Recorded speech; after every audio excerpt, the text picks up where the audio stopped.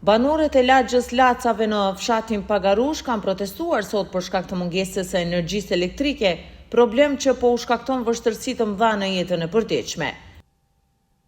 Sipas banorëve, trafoja që furnizon këtë lagje ka pësuar një prishje në njërin pjesë, duke lënë pa energji elektrike 10 familje.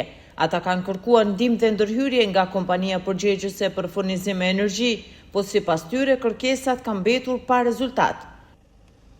Të zhgënjur nga mungesa e reagimit institucional, banorët janë detyruar që vetë të mbledhin mjete financiare për të blerë pjesën e prishur të trafos, me qëllim që të rikthehet furnizimi me energji elektrike sa më shpejt. Ky problem, sipas qytetarëve, nuk është i izoluar vetëm në këtë lagje, por mungesa e energjisë elektrike është pothuajse e pranishme në gjithë Malishevën.